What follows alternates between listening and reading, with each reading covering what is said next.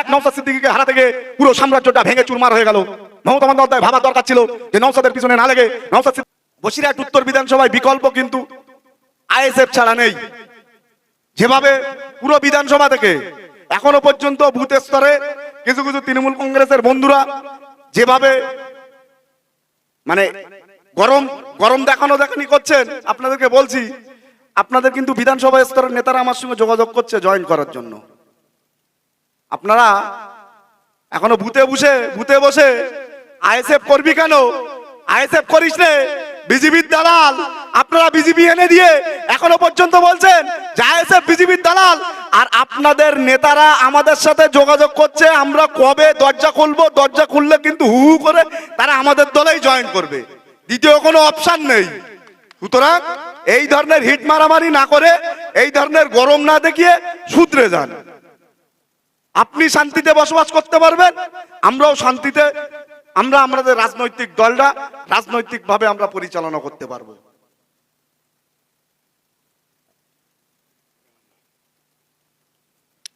যাক, চৈতা পঞ্চায়েত যেভাবে কাজ করছে, আমি চৈতা পঞ্চায়েত সমস্ত কর্মীদেরকে এবং ঘোনাবাসীকে বলবো যে আপনারা এইভাবে এগিয়ে যান।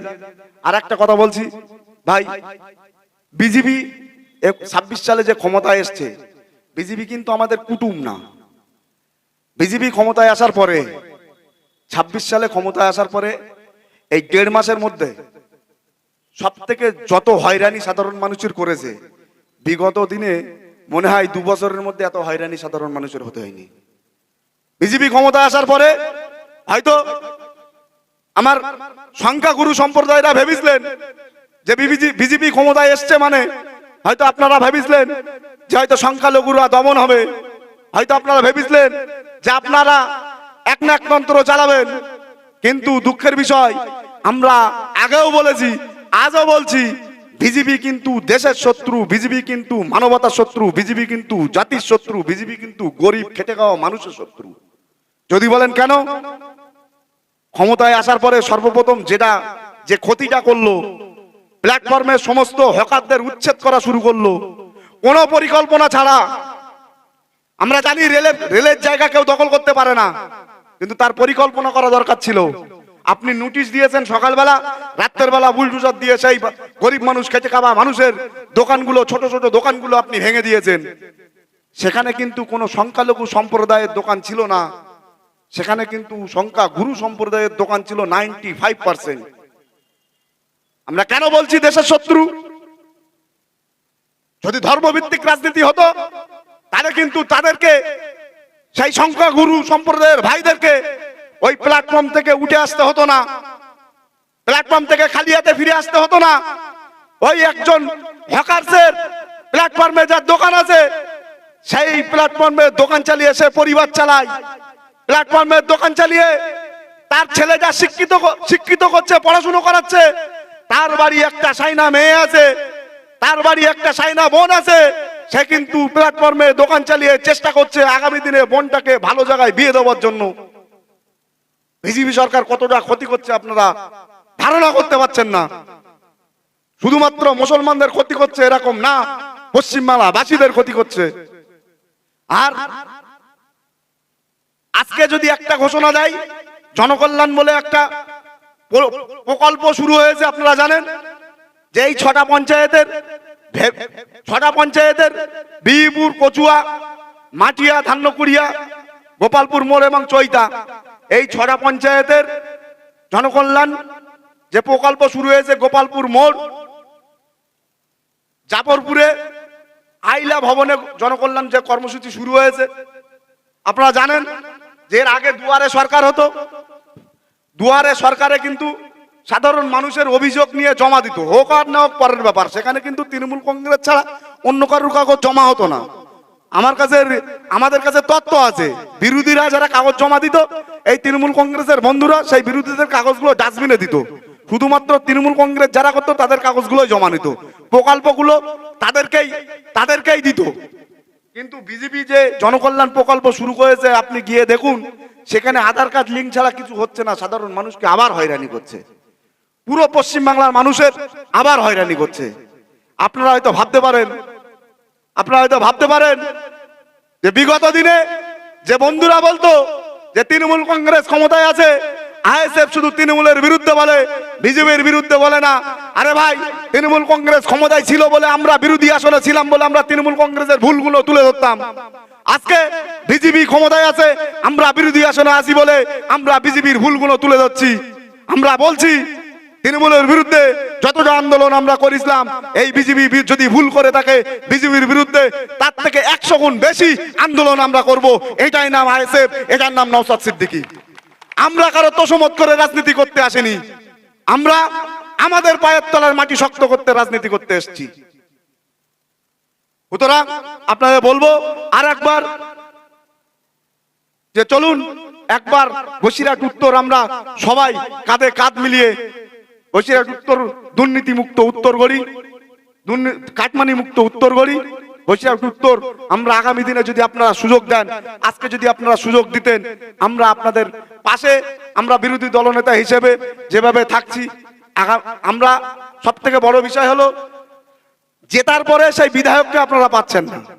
আমি 4 তারিখে হারার পরেও আজ পর্যন্ত কিছু না হোক আমি 70 থেকে 80টা প্রোগ্রাম করেছি। প্রতিদিন 2, 3, 4টে করে প্রোগ্রাম করি প্রতিদিন।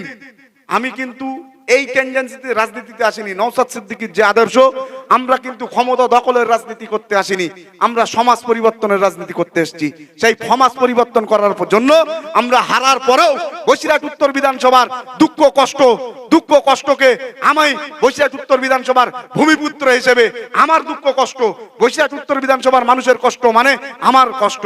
সেই জন্য আমি কিন্তু রাত দিন চেষ্টা করি প্রত্যেকটা বসিরহাট উত্তর বিধানসভার মানুষের পাশে দাঁড়ানোর জন্য। আবারও বলছি, তৃণমূল কংগ্রেসের বন্ধুদেরকে বলছি, জাতীয় কংগ্রেসের বন্ধুদেরকে বলছি, যে রাজনৈতিক দল করুন না কেন, আপনি বসিরহাট উত্তর বিধানসভার মানুষ। আমরা ভোট পেয়েছি 60,000 কম বেশি ভোট পেয়েছি।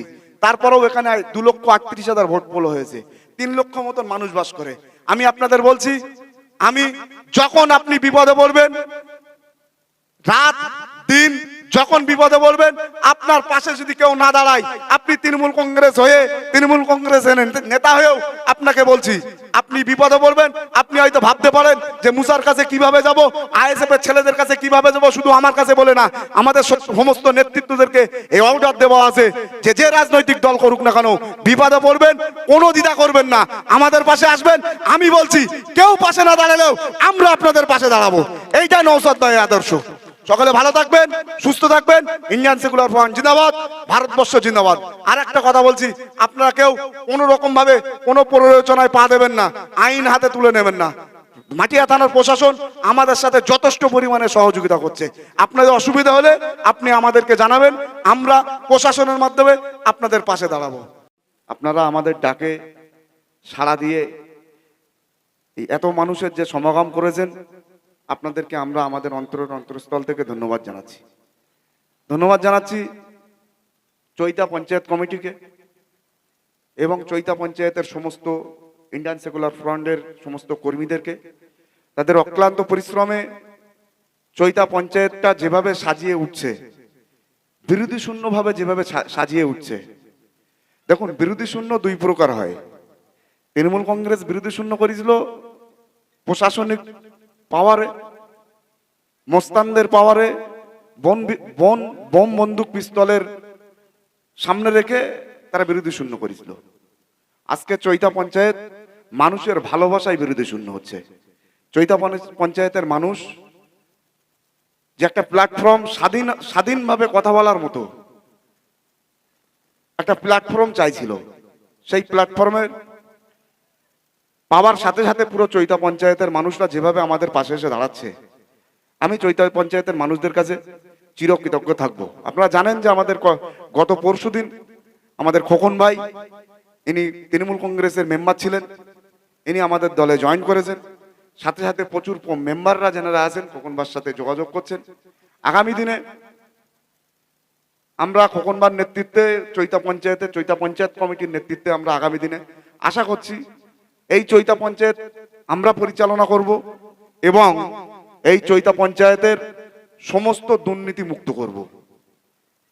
চৈতা পঞ্চায়েতে কাটমানি মুক্ত করব, চৈতা পঞ্চায়েতে রাহাজানি মুক্ত করব, চৈতা পঞ্চায়েতের তোলাবাজি মুক্ত করব, এটা আমাদের অঙ্গীকার। সাথে সাথে আমাদের এখানে উপস্থিত আছেন আমাদের বিশিষ্ট ব্যবসায়ী রুহুল আমিন মল্লিক সাহেব, তিনিও আমাদের মাঝে আছেন। আরো বিশেষ করে ধন্যবাদ জানাবো 23 সালে যখন তৃণমূল কংগ্রেস মধ্য গগনে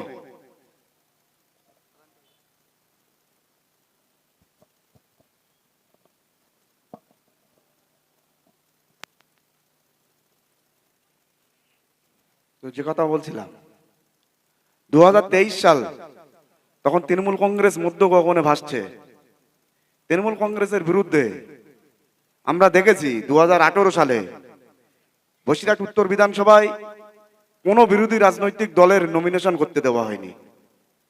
তারপরেও যারা চুরি করে নমিনেশন করেছিল তাদের বাড়িতে এই তৃণমূল কংগ্রেসের বন্ধুরা কাফনের কাপড় পর্যন্ত পাঠিয়ে তাদের নমিনেশনকে উইথড্র করেছে।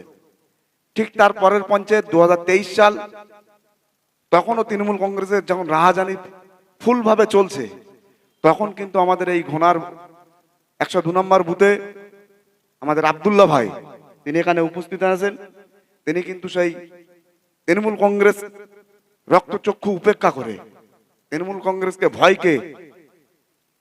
ভয়কে উড়িয়ে দিয়ে আমাদের ইন্ডিয়ান সেকুলার ফ্রন্টের পক্ষ থেকে এখানে প্রার্থী হয়েছিলেন।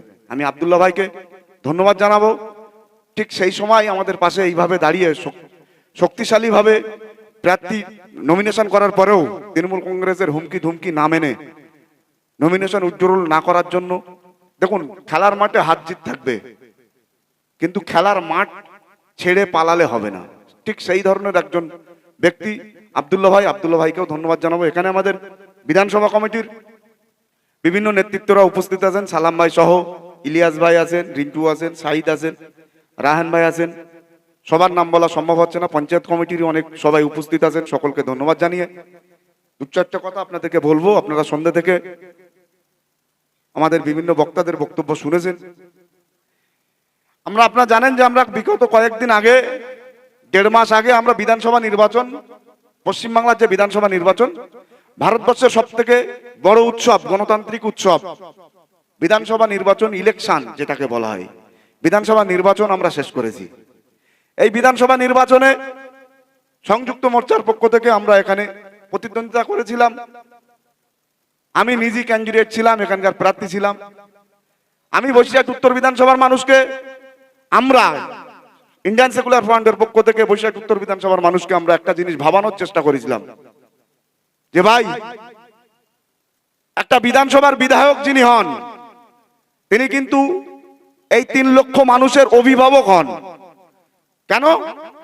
আপনার সমস্যা যেটা হয়, আপনার বাড়িতে একটা শিক্ষিত ছেলে বসে আছে, তার কর্মসংস্থান নেই। আপনার বাড়িতে একটা বোন আছে, তার চাকরি নেই। আপনার বাড়িটা এখনো পর্যন্ত পেপারের বাড়ি, মাটির বাড়ি।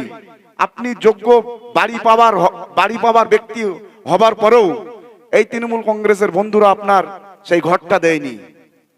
আপনার অসুস্থতার কারণে আপনি যে হসপিটালে যাবেন, হসপিটালের পরিবেশ শুধুমাত্র তৃণমূল কংগ্রেসের আমলে বিল্ডিং গুলো হয়েছে, কোন রকম ভাবে চিকিৎসার উন্নতি তৃণমূল কংগ্রেস করেনি। এই যে সার্বিক সমস্যা যেগুলো থাকে বিধানসভার মধ্যে, এই বিধানসভার মধ্যে সার্বিক সমস্যাগুলো একজন ব্যক্তি পাঠানো হয়, একজন ব্যক্তি আইন সভায় পাঠানো হয়। কেন? এই সমস্যাগুলো তিনি ওখানে গিয়ে বলেন যে আমার বিধানসভার এই সমস্যাগুলো সমাধান করতে হবে। আইনসভা থেকে, বিধানসভা থেকে সেই বিলটা পাস হয়, পাস হওয়ার পরে সেই বিধানসভার সমস্যাগুলো সমাধান হয়। এটা হলো গণতান্ত্রিক প্রক্রিয়া।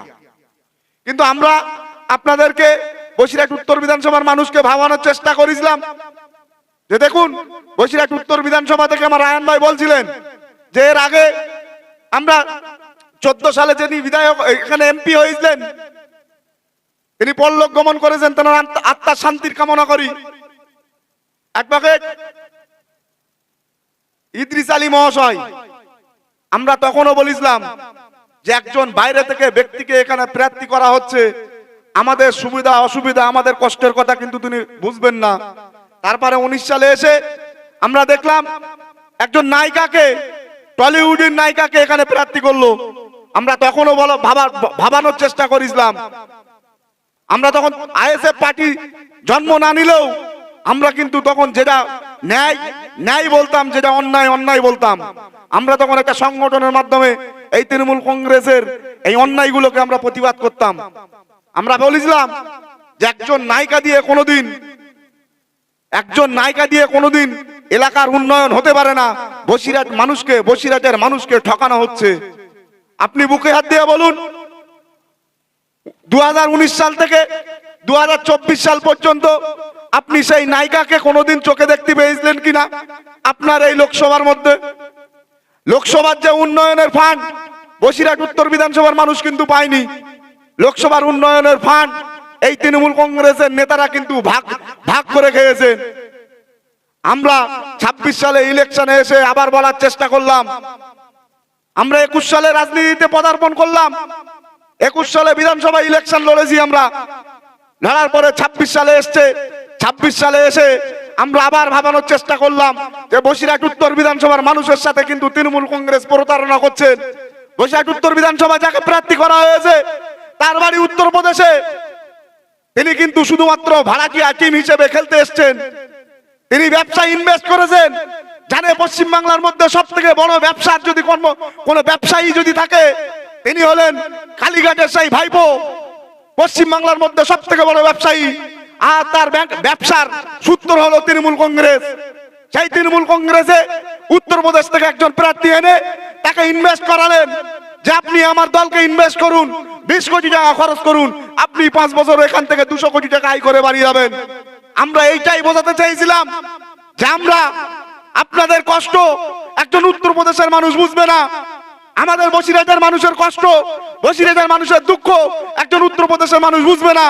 আপনাদেরকে বলার চেষ্টা করেছিলাম যে একটা বার বাইরের কোন প্রার্থীকে না জিতিয়ে আমি আপনাদের ঘরের ছেলে সংযুক্ত মোর্চার পক্ষ থেকে আমরা নওশাদ সিদ্দিকীর আদর্শে আমরা এখানে প্রার্থী হয়েছি, আমি আপনাদেরকে বোঝানোর চেষ্টা করেছিলাম যে ভোটটা আমাদের দিয়ে সংযুক্ত মোর্চার পক্ষ থেকে আপনারা বিধানসভায় পাঠান।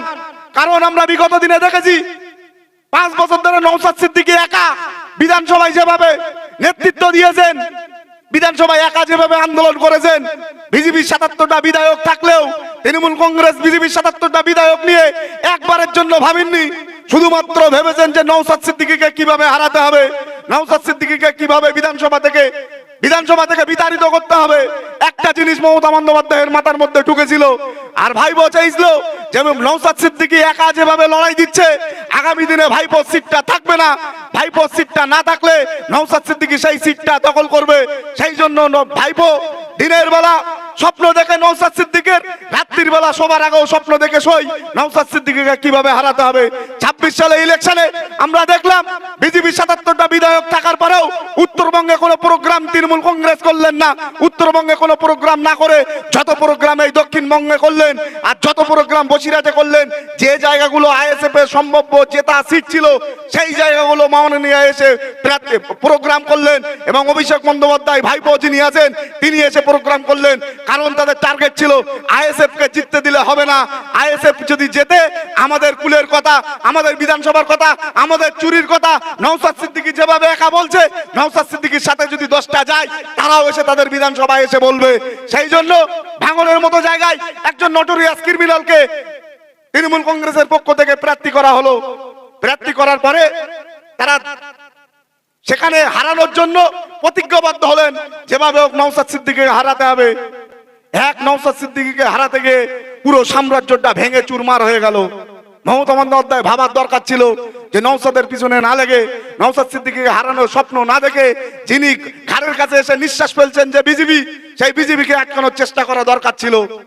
মমতা বন্দ্যোপাধ্যায় আজকে বুঝতে পারছেন যে আমরা নওশাদ সিদ্দিকীর হারানোর স্বপ্ন থেকে কতটা ভুল করেছি। আজকে নিজের গতি নেই, নিজের রাস্তায় বেরোতে পারছেন না,